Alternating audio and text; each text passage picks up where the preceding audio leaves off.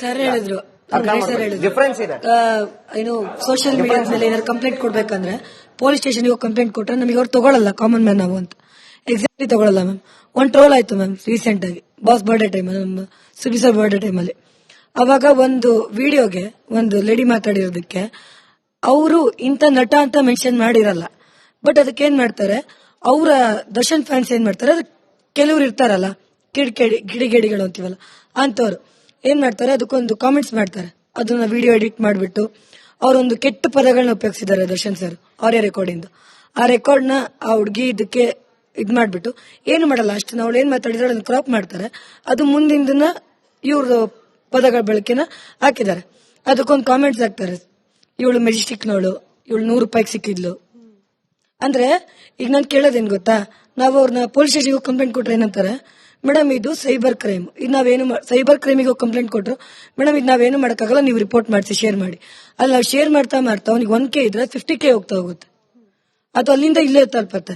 ಒಂದು ಹುಡುಗಿ ಮರ್ಯಾದೆ 50,000 ಜನ ಮರ್ಯಾದೆ ತೆಗಿತಾರೆ ನೋಡಿ. ಏನ್ ನಿಮ್ ಪ್ರಕಾರ ಏನ್ ಮಾಡಬಹುದು ಹಾಗಾದ್ರೆ ಮೇಡಮ್? ಪೊಲೀಸ್ನವರು ಅದನ್ನ ಕೈಗೊಳ್ಳಲ್ಲ. ನಾವು ಸೆಲೆಬ್ರಿಟಿ ಆಗಿದ್ರೆ ಮಾತ್ರ ನಮ್ನ ಅಲ್ಲಿ ರೆಕಗ್ನೈಸ್ ಮಾಡ್ತಾರೆ, ನಮ್ ಕಂಪ್ಲೇಂಟ್ಸ್ ತಗೋತಾರೆ. ಅಂದ್ರೆ ಕಾಮನ್ ಪೀಪಲ್ ಹೆಂಗಿರ್ಬೇಕು ನಾವು?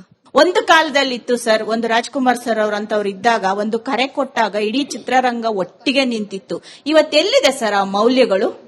ಇದನ್ನ ಹಾಳು ಮಾಡ್ತಿರೋರು ಯಾರೋ ಸರ್? ಚಿತ್ರರಂಗದ ನಟರು ಇವತ್ತು ಅವ್ರೇನೋ ಅವರು ಸಂಬಳ ತಗೋತಾರ ಅಥವಾ ಅವ್ರ ಪೇಮೆಂಟ್ ತಗೋತಾರ, ಮುಗಿತಾ ನಟನೆ ಮಾಡಿದ್ರ?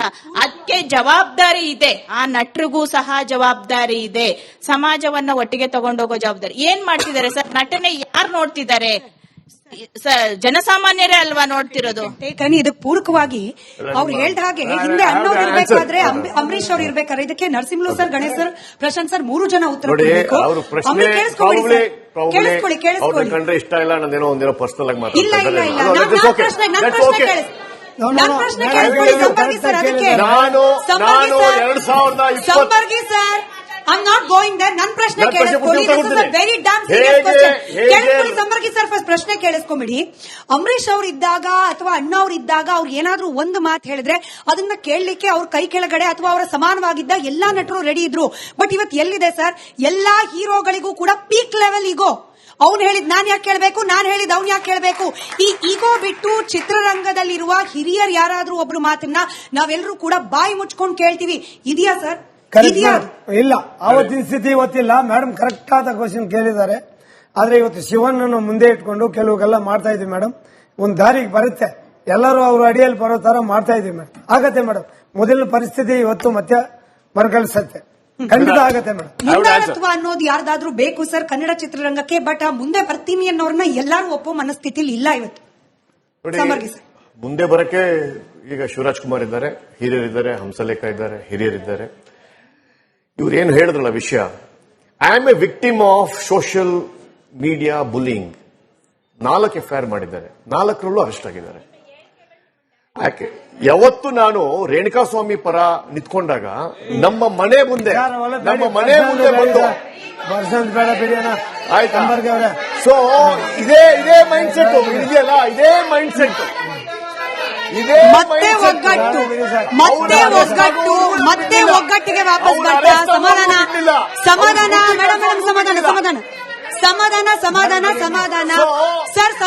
ಸರ್. ಸಂಪರ್ಗಿ ಸರ್ ಪ್ರಶ್ನೆ ಸಮಾಧಾನ ಮೇಡಮ್ ಸಮಾಧಾನ. ಖಂಡಿತ ಒಗ್ಗಟ್ಟಿದೆ. ಶಿವರಾಜ್ ಕುಮಾರ್ ಅವರ ಒಂದು ಅಧ್ಯಕ್ಷತೆಯಲ್ಲಿ ಅನೇಕ ಸಂವಾದಗಳು, ಅನೇಕ ಟ್ರಸ್ಟ್ ಬಿಲ್ಡಿಂಗ್ ಫ್ಯಾಕ್ಟರ್ಸ್ ಆಗಿದೆ. ದೋ ಶಿವರಾಜ್ ಕುಮಾರ್ ಒಂದು ಪೊಲಿಟಿಕಲ್ ಪಾರ್ಟಿ ಜೊತೆ ಅಸೋಸಿಯೇಟ್ ಆಗಿರ್ಬೋದು, ಸುದೀಪ್ ಒಂದು ಪೊಲಿಟಿಕಲ್ ಪಾರ್ಟಿ ಅಸೋಸಿಯೇಟ್ ಆಗಿರ್ಬೋದು, but when it comes to film industry they are together, they are always together. Ganesh ನೋಡಿ, ಈಗ ಕೇಳಿಸ್ಕೊಳ್ಳಿ ಗಣೇಶ್, ಇದೇ ಕಾರಣಕ್ಕೆ ನಟ ಸಾರ್ವಭೌಮ ಡಾಕ್ಟರ್ ರಾಜ್ಕುಮಾರ್ ಅಣ್ಣ ಅವರು ಯಾವುದೇ ಪೊಲಿಟಿಕಲ್ ಪಾರ್ಟಿ ಜೊತೆ ಗುರುತಿಸ್ಕೊಂಡಿರ್ಲಿಲ್ಲ. ಈಗ ಸಂಪರ್ಗಿ ಅವ್ರು ಹೇಳಿದಾಗೆ ಶಿವಣ್ಣ ಅವ್ರೊಂದು ಪಾರ್ಟಿ ಅಂತ ಹೇಳ್ತಾರೆ, ಸುದೀಪ್ ಅವ್ರೊಂದು ಪಾರ್ಟಿ, ಸೆಕೆಂಡ್ ಬಿಟ್ಬಿಡೋಣ. ಈಗ ನಾವು ಅಧ್ಯಕ್ಷರು ಹೇಳಿದಾಗೆ ನಾವು ಮಾಡಬೇಕಾಗಿರೋದು ಈಗ ಒಂದೇ ಮೇಡಮ್, ಶಿವಣ್ಣ ಅವರು ದೊಡ್ಡ ಪಿಲ್ಲರ್, ಹಿರಿಯರು, ವಯಸ್ಸಲ್ಲಿ ಹಿರಿಯರಿದ್ದಾರೆ, ಆ ಫ್ಯಾಮಿಲಿ ಕೂಡ ದೊಡ್ಡ ಮನೆ ಅನ್ಕೋತಾರೆ. ಶಿವಣ್ಣ ಅವ್ರ ಕೈಯಲ್ಲಿ ಆಡಳಿತ ಕೊಟ್ರೆ ಎಲ್ಲರೂ ಒಗ್ಗಟ್ಟಾಗಿ ತಗೊಂಡ ಒಂದು ಛಾತಿ ಇದೆ ಅವರಲ್ಲಿ. ಅವರ ನೇತೃತ್ವದಲ್ಲಿ ಅಣ್ಣ ಅವ್ರ ಹೆಸರು ಇದೆ, ಶ್ರೀರಕ್ಷೆ ಇದೆ. ಅವರು ಈ ಒಂದು ಒಗ್ಗಟ್ಟಿನ ತರೋದ್ರಲ್ಲಿ ಸಫಲರಾಗ್ತಾರೆ ನಮ್ಮ ಭಾವನೆ ಮೇಡಮ್. ಆಲ್ರೆಡಿ ಇದಾರೆ. ನನ್ನ ಪ್ರಶ್ನೆ ಯಾರು ಕೇಳಬೇಕು ಅಂತ ಗೊತ್ತಿಲ್ಲ. ನಾನು ಸಿನಿಮಾ ನೋಡೋದ್ ಬಿಟ್ಟು 26 ವರ್ಷ ಆಯ್ತು. ಸಿನಿಮಾ ಎಲ್ಲ ಉದ್ಧಾರ ಆಗುತ್ತೆ ಮೇಡಮ್. ಫ್ಯಾಮಿಲಿ ಅಂದ್ರೆ ಹೇಗಿರ್ಬೇಕು, ಗಂಡ ಹೆಂಡತಿ ಅಂದ್ರೆ ಹೇಗಿರ್ಬೇಕು, ಸಮಾಜದಲ್ಲಿ ಒಬ್ಬ ಜವಾಬ್ದಾರಿ ವ್ಯಕ್ತಿ ಹೇಗೆ ಬದುಕಬೇಕು, ಒಬ್ಬ ರೈತ ಆಗಿ ಹೇಗೆ ಬದುಕಬೇಕು, ಆ ರೀತಿ ಸಂದೇಶಗಳು ಕೊಡ್ತಾ ಇತ್ತು ಸಿನಿಮಾಗಳನ್ನ. ಅಣ್ಣವ್ರ ಸಿನಿಮಾ ಮಾತ್ರ ಅಂತ ಹೇಳ್ತಾ ಇಲ್ಲ, ಮೇರು ನಟರು ಎಷ್ಟು ಒಳ್ಳೆ ಒಳ್ಳೆ ಸಿನಿಮಾಗಳು ಮಾಡಿದ್ದಾರೆ. ಇವಾಗ ಯಾವುದೇ ಪ್ರೊಡ್ಯೂಸರ್ ಆಗಲಿ ಯಾವುದೇ ಡೈರೆಕ್ಟರ್ ಆಗಲಿ ಇಂಥ ಸಂದೇಶ ಇಟ್ಕೊಂಡು ಸಮಾಜಕ್ಕೆ ಏನಾದ್ರು ಕೊಟ್ಟಿದಾರ? ವೆರಿ ಫೈಟ್, ಲಾಂಗು, ಮಚ್ಚು, ಒಡಿ ಬಡಿ, ಇದ್ರಿಂದಾನೇ ಫ್ಯಾನ್ಸ್ ಕೆಟ್ಟ ಹೋಗ್ತಾ ಇರೋದು. ಒಳ್ಳೆ ಫಿಲಂ ಕೊಡೋ ಜವಾಬ್ದಾರಿ ತಗೊಂಡು ಕೊಟ್ಟರೆ ಫ್ಯಾನ್ಸ್ ಒಳ್ಳೆಯವರಾಗ್ತಾರೆ. ಅನ್ಫಾರ್ಚುನೇಟ್ಲಿ ಇದನ್ನ ಹೇಳಿದ್ರೆ ಅನೇಕರಿಗೆ ಬೇಜಾರಾಗಬಹುದು ಸರ್. ಇತ್ತೀಚೆಗೆ ಒಂದು ಹಾಡು ಭಯಂಕರ ಪಾಪ್ಯುಲರ್ ಆಗ್ತಾ ಇತ್ತು, ಇದ್ರೆ ನೆಮ್ಮದಿಯಾಗಿರ್ಬೇಕು. ಬಹಳ ಬೇಜಾರಾಗತ್ತೆ ಸರ್. ಆ ಚಿತ್ರ ಉದ್ಧಾರ ಆಗ್ಲಿ, ಮನಸ್ಸಿನಿಂದ ಕೇಳ್ತಾ ಇದೀನಿ. ಹೆಂಡತಿಗೆ ಬೈದ ಆಡಿಯೋ ಅನ್ನೋ ಆರೋಪದಿಂದ ವೈರಲ್ ಆಗಿದ್ದ ಪದಗಳನ್ನ ಬಳಸ್ಕೊಂಡು ಸಿನಿಮಾದ ಹಾಡು ಮಾಡ್ತಾರೆ.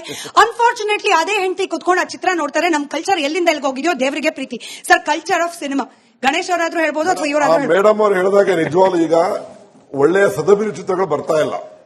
ನಮ್ಮ ಕನ್ನಡ ಪ್ರೇಕ್ಷಕ ಎಸ್ಪೆಷಲಿ ಇಡೀ ಭಾರತ ದೇಶದಲ್ಲಿ ಕಂಪೇರ್ ಮಾಡಿದ್ರೆ ನಮ್ಮ ಕನ್ನಡ ಚಿತ್ರಗಳ ಪ್ರೇಕ್ಷಕರು ಬಹಳ ಡಿಗ್ನಿಫೈಡ್ ಸ್ಪೆಕ್ಟೇಟರ್ಸ್. ಅವ್ರು ನೋಡಿ, ಈಗ ರಂಗಿತರಂಗ ಬಂತು, ಸೂಪರ್ ಸಕ್ಸಸ್ ಮಾಡಿದ್ರು. ಈಗ ಇತ್ತೀಚೆಗೆ ಸೂಪರ್ ಬಂತು, ಸಕ್ಸಸ್ ಮಾಡಿದ್ರು. ಈ ರೀತಿಯ ಮೇಡಮ್ ಹೇಳಿದಾಗೆ ಸದಭಿರುಚಿ ಚಿತ್ರ ಬಂದ್ರೆ ಯಾವ ಪಬ್ಲಿಸಿಟಿನೂ ಬೇಡ ಮೇಡಮ್, ಯಾವ ಸ್ಟಾರ್ ವಾರ್ ಯಾವ ಸ್ಟಾರ್ ಕ್ಯಾಂಪೇನ್ ಬೇಕಾಗಿಲ್ಲ, ಪಿಕ್ಚರ್ ಓಡುತ್ತೆ ಮೇಡಮ್. ಮೇಡಮ್ ನಾನು ಒಬ್ಬ ಡಿ ಬಾಸ್ ಅಭಿಮಾನಿ ಮೇಡಮ್. ಈಗ ಸುದೀಪ್ ಸರ್ ಡಿ ಬಾಸ್ಗೆ ಅವ್ರಿಗೆ ಕಮೆಂಟ್ ಬ್ಯಾಡ್ ಕಮೆಂಟ್ ಆಗ್ತಿದಾರ, ಇವ್ರಿಗೆ ಬ್ಯಾಡ್ ಕಮೆಂಟ್ ಆಗ್ತಿದಾರ ಅಂತಾನೆ ನಾನು ನ್ಯೂಸ್ ಅಲ್ಲಿ ಎಲ್ಲಾ ಚಾನಲ್ ಅಲ್ಲಿ ನೋಡ್ತಿದ್ದ. ಈಗ ಡಿ ಬಾಸ್ ಸರ್ ಫ್ಯಾನ್ಸ್ ಎಲ್ಲರೂ ಸುದೀಪ್ ಸರ್ ಮೂವಿ ಬಂದಾಗ ಒಳ್ಳೆ ರೀತಿಯಾಗಿ ಸಂಭ್ರಮ ಮಾಡಿದಾರ, ಅವ್ರಿಗೆ ಒಳ್ಳೆ ರೀತಿಯಾಗಿ ಮಾತಾಡಿದಾರ. ಮತ್ತು ಸುದೀಪ್ ಸರ್ ಫ್ಯಾನ್ಸ್ ಎಲ್ಲ ಡಿ ಬಾಸ್ ಸರ್ ಮೂವಿ ಬಂದಾಗ ಅವ್ರಿಗೆ ಒಳ್ಳೆ ರೀತಿಯಾಗಿ ಮಾಡಿದಾರ, ಸಂಭ್ರಮ ಮಾಡಿದಾರ. ಅದ್ರ ಬಗ್ಗೆ ನ್ಯೂಸ್ ಅಲ್ಲಿ ಆಗ್ತಿಲ್ಲ ಮೇಡಮ್. ಅದೊಂದು. ಇನ್ನೊಂದು ಸ್ಪೆಷಲ್ ರಿಕ್ವೆಸ್ಟ್ ಏನಂತಂದ್ರೆ ಮೇಡಮ್, ನ್ಯೂಸ್ ಅಲ್ಲಿ ಫ್ಯಾನ್ ವಾರ್ಗಳ ಬಗ್ಗೆ ನೆಗೆಟಿವ್ ಹಾಕೋದಕ್ಕಿಂತ ಪಾಸಿಟಿವ್ ಹಾಕಿದ್ರೆ ನಮ್ಮಲ್ಲಿ ಜನರಲ್ಲಿ ಏನು ಬರುತ್ತೆ ಅಂದ್ರೆ ಸ್ವಲ್ಪ ಪಾಸಿಟಿವ್ ಆಗಿ ಬರುತ್ತೋ.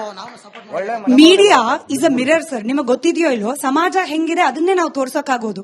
ಈಗ ರಸ್ತೆಯಲ್ಲಿ ಆಕ್ಸಿಡೆಂಟ್ ಆಯ್ತು ಅಂತಂದ್ರೆ ಆಕ್ಸಿಡೆಂಟ್ ಆಯ್ತು ಅಂತಲೇ ತೋರಿಸಬೇಕು. ಯಾವುದೋ VRL ಬಸ್ಸು 100 ಕಿಲೋಮೀಟರ್ ಸ್ಪೀಡ್ ಅಲ್ಲಿ ಓಡ್ತಿದೆ ಅಂತ ಹೇಳಿ ತೋರಿಸ್ಲಿಕ್ಕೆ ಆಗಲ್ಲ ಸರ್.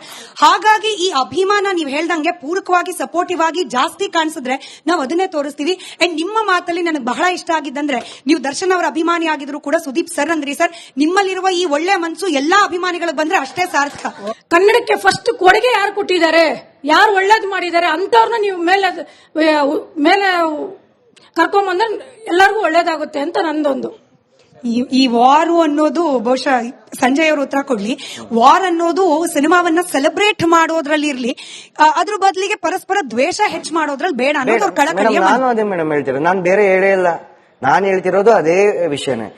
ಈ ಫ್ಯಾನ್ಸ್ ವಾರ್ಗಳು ಬೇಡ ಅನ್ನೋದೇ ನಾನು ಹೇಳೋದು. ಈಗ ನೋಡಿ, ಫಾರ್ ಎಕ್ಸಾಂಪಲ್, ಈಗ ಡಿ ಬಾಸ್ ಅವರು ಒಂದು ಕರೆ ಕೊಟ್ಟಾಗ ಕೊರೋನಾ ಟೈಮಲ್ಲಿ ಎಷ್ಟು ಜನಕ್ಕೆ ಮನೆ ಒಳಗೆ ಊಟ ಹೋಗ್ತು, ಇದ್ರ ಬಗ್ಗೆ ಚರ್ಚೆ ಮಾಡ್ತಾ ಇದ್ದೀರಾ ನೀವು? ಇಲ್ಲ. ಇನ್ನೊಂದು ಪಾಯಿಂಟ್ ನಂಬರ್ 2, ಈ ಪ್ರಾಣಿ ಪಕ್ಷಿಗಳಿಗೆ ಇದಿಲ್ಲ ಅಂತಂದಾಗ ಝೂಗಳಲ್ಲಿ ದತ್ತು ತಗೊಳ್ಳಿ ಅಂತಂದಾಗ ಎಷ್ಟು ಒಳ್ಳೆ ಕೆಲಸಗಳಾಗ್ತವೆ, ಇದ್ರ ಬಗ್ಗೆ ಮಾತಾಡ್ತಾ ಇದ್ದೀರಾ ನೀವು? ಇಲ್ಲ. ನೀವು ವ್ಯಕ್ತಿ ಬಗ್ಗೆ ಕೆಟ್ಟದೇ ತೋರಿಸ್ತೀರಿ. ಅದೆಲ್ಲ ಇದೆ ಇರ್ಬೋದು, ನಾನು ಇಲ್ಲ ಅಂತ ಹೇಳ್ತಿಲ್ಲ, ಆಯ್ತಾ? ಸೊ ನಾನು ಅದ್ರ ಬಗ್ಗೆ ಹೇಳಕ್ ಬರ್ತಿರೋಂಥದ್ದು. ನಾವು ಅದನ್ನ ನೋಡಿ ಕಡೆ ಪ್ರಶ್ನೆ ಕೂಡ ಇದು. ಸಂಜಯ್ ಅವರ ಅಭಿಮಾನಿಗಳ ಅಭಿಮಾನದ ತೋರ್ಪಡಿಕೆ ಯಾವ ರೀತಿ ಇದ್ರೆ ಚಂದ ಅಂತ. ಮೇಡಮ್, ಅಭಿಮಾನಿಗಳೆಲ್ಲ ನಾವು ಒಂದೇ ಮಾತಾಡೋದು. ನೋಡಿ, ಎಲ್ಲರೂ ಈಗ ಓದುತ್ತಾ ಇದಾರೆ, ಕಲಿಯುತ್ತಾ ಇದಾರೆ. ಪ್ರತಿಯೊಂದು ಟೆಕ್ನಾಲಜಿ ಬಗ್ಗೆ ನಾಲೆಡ್ಜ್ ಬರ್ತಾ ಇದೆ. ಈ ನಾಲೆಡ್ಜ್ ನ ರೈಟ್ ವೇಲ್ ಯುಟಿಲೈಸ್ ಮಾಡ್ಕೊಬೇಕು. ಸೊ ಇನ್ನೊಬ್ರಿಗೆ ತಂದಿಡೋದು, ಜಗಳ ಮಾಡೋದು, ಹೆಣ್ಮಕ್ಳು ಅಷ್ಟೇ. ಈಗ ನೋಡಿ ಮೇಡಮ್, ನನ್ಗೂ ತಂದೆ ತಾಯಿ ಇದಾರೆ, ನಿಮ್ಗೂ ತಂದೆ ತಾಯಿ ಇದಾರೆ, ನನಗೂ ಅಕ್ಕ ಇದ್ದಾಳೆ. ನಮ್ ಸಂಸ್ಕಾರ ಬೇರೆ ಇದೆ. ಈಗ ಒಬ್ಬ ಯಾರೋ ಮಾಡೋ ತಪ್ಪಗೆ ಇಡೀ ಕುಟುಂಬಕ್ಕೆ ಫುಲ್ ನಾವು ಕೆಟ್ಟ ಹೆಸರು ತರೋದಕ್ಕಾಗಲ್ಲ, ಕರೆಕ್ಟ್ ಅಲ್ಲ? ಸೊ ನಾನು ಅದನ್ನೇ ಹೇಳೋಂಥದ್ದು, ಎಲ್ಲಾ ಫ್ಯಾನ್ಸ್ ಗಳಿಗೂ ಒಂದೇ ಮಾತು ಹೇಳೋದು, ಇದು ಬೇಡ, ನೆಸೆಸಿಟಿ ಇಲ್ಲ. ಇಂಡಸ್ಟ್ರಿ ಹೇಳುತ್ತಾರಂತದ್ದು ಎಲ್ಲಾ ಸಿನಿಮಾನು ಸೆಲೆಬ್ರೇಟ್ ಮಾಡೋಣ, ನಮ್ ಸಿನಿಮಾ ಒಂಚೂರು ಜಾಸ್ತಿ ಸೆಲೆಬ್ರೇಟ್ ಮಾಡ್ತೀವಿ ಅಷ್ಟೇ. ಸೋಷಿಯಲ್ ಮೀಡಿಯಾದಲ್ಲಿ ಆಗ್ತಾ ಇರುವ ಈ ಸ್ಟಾರ್ ವಾರೋ ಫ್ಯಾನ್ ವಾರೋ ಇದನ್ನ ತಡೆಯೋದು ಹೇಗೆ, ಹಾಗೆ ಯಾರ್ಯಾರ ಜವಾಬ್ದಾರಿ ಏನೇನಾಗಿರುತ್ತೆ ಅನ್ನೋದನ್ನ ಒಂದ್ ರೀತಿಯಲ್ಲಿ ಚಿಂತನ ಮಂಥನಕ್ಕೆ ಒಳಪಡಿಸೋ ಪ್ರಯತ್ನವನ್ನ ಇವತ್ತಿನ ಮಹಾಭಾರತ ಕಾರ್ಯಕ್ರಮದ ಮೂಲಕ ನಾನು ಮಾಡಿದ್ದೀನಿ. ಮೊದಲನೇದಾಗಿ ಬೇಸಿಕ್ ಸೋಷಿಯಲ್ ರೆಸ್ಪಾನ್ಸಿಬಿಲಿಟಿ ಕನ್ನಡ ಚಿತ್ರೋದ್ಯಮದ್ದು. ನಮಗೆ ನರಸಿಂಹಲು ಸರ್ ಫಿಲ್ಮ್ ಚೇಂಬರ್ ನ ಅಧ್ಯಕ್ಷರಾಗಿ ಪ್ರಾಮಿಸ್ ಮಾಡಿದ್ದಾರೆ. ಎಲ್ಲಾ ದೊಡ್ಡ ದೊಡ್ಡ ನಟರನ್ನ ಕರೆಸಿ ಒಂದು ಪ್ರೆಸ್ ಮೀಟ್ ಮಾಡಿ ಅಭಿಮಾನಿಗಳಿಗೆ ಸಂದೇಶ ರವಾನೆ ಮಾಡೋ ಕೆಲಸ ಮಾಡ್ತೀವಿ ಅಂತ ಹೇಳಿ, ಬಹುಶಃ ಇದು ಈ ಕಾರ್ಯಕ್ರಮದ ಸಾರ್ಥಕತೆ ಅದಾಗ್ಲಿ ಅಂತ ಬಯಸ್ತಾ, ಹಾಗೆ ನಟರ ಜವಾಬ್ದಾರಿಗಳ ಬಗ್ಗೆ ಕೂಡ ಮಾತನಾಡಿದ್ವಿ. ಕನ್ನಡ ಚಿತ್ರೋದ್ಯಮವನ್ನ ಬೆಳೆಸಬೇಕು ಅಂದ್ರೆ ಅಭಿಮಾನಿಗಳ ಅನಿವಾರ್ಯ. ಆ ಅಭಿಮಾನಿಗಳ ಕಲ್ಚರ್ ಬೆಳೆಸೋದು ಕೂಡ ನಟರ ಜವಾಬ್ದಾರಿ. ಆ ಪ್ರಯತ್ನ ಒಳಗಿರುವ ಹೊರಗಿರುವ ಎಲ್ಲಾ ನಟರಿಂದ ಆಗ್ಲಿ. ಹಾಗೆ ಅಭಿಮಾನಿಗಳ ರೆಸ್ಪಾನ್ಸಿಬಿಲಿಟಿ ಬಗ್ಗೆ ಮಾತನಾಡ್ತಾ ಇದ್ವಿ.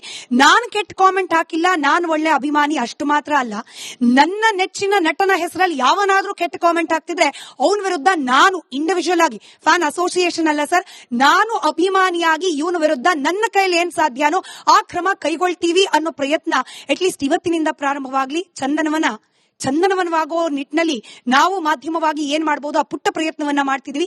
ಅಭಿಮಾನಿಗಳು, ನಟರು, ಸಿನಿಮಾ ಇಂಡಸ್ಟ್ರಿ ಕೂಡ ಈ ಪ್ರಯತ್ನ ಇವತ್ತಿನಿಂದಲಾದ್ರೂ ಮಾಡ್ಲಿ. ಈ ಸ್ಟಾರ್ ವಾರ್, ಫ್ಯಾನ್ ವಾರ್ ಬಿಟ್ಟು ಕನ್ನಡ ಸಿನಿಮಾಗಳನ್ನ ಸೆಲೆಬ್ರೇಟ್ ಮಾಡುವ ಪರಿಸ್ಥಿತಿ ಬರ್ಲಿ ಅಂತ ಆಶಿಸ್ತಾ ಕಾರ್ಯಕ್ರಮ ಮುಗಿಸ್ತಾ ಇದ್ದೀನಿ. ಧನ್ಯವಾದ ಎಲ್ಲರಿಗೂ ಕೂಡ ಚರ್ಚೆಯಲ್ಲಿ ಭಾಗಿಯಾಗಿದ್ದಕ್ಕೆ. ಇದಾಗಿತ್ತು ಇವತ್ತಿನ ಮಹಾಭಾರತ. ನೋಡ್ತಾ ಇರಿ ರಿಪಬ್ಲಿಕ್ ಕನ್ನಡ, ಇದು ನಿಮ್ಮ ಧ್ವನಿ.